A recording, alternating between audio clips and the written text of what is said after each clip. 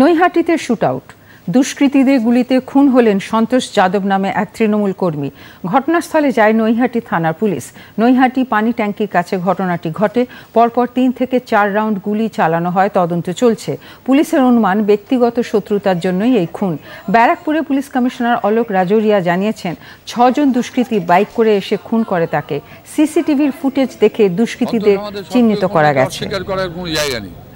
ঘটনা যে মেরেছে, যার নাম শোনা যাচ্ছে ধাওড়া রাজেশ, এ তো বন্ড ক্রিমিনাল, এ তো পুলিশের লিস্টেড ক্রিমিনাল। এর ব্যবসা হচ্ছে ওখানে ওই গৌরীপুর লাইনের ভেতরে, ধাওড়ার ভেতরে, ওখানে লাইনের ভেতরে চুল্লুর ব্যবসা, মদের ব্যবসা, মানে অসামাজিক কার্যক্রমের সঙ্গে দীর্ঘদিন জড়িত। আমরা পুলিশের সক্রিয়তা চাইছি এবং অবিলম্বে ধাওড়া রাজেশ হত্যার সঙ্গে যারা জড়িত ছিল তাদের গ্রেপ্তার দাবি করছি এবং দৃষ্টান্তমূলক শাস্তি চাই। কিছুক্ষণ আগে এখানে একটা সন্তোষ যাদব নাম করে এখানে এলাকার লোক আছে, সে টোটোতে একটা আসছিল।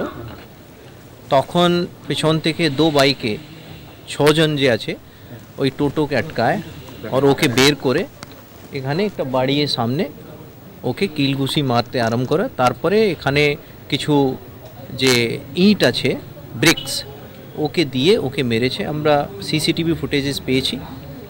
আমরা কিছু অপরাধীকে অলরেডি চিহ্নিত করেছি আর আমরা শীঘ্রই এই ঘটনা যে আছে যার মধ্যে যারা যুক্ত আছে তাদেরকে অ্যারেস্ট করব।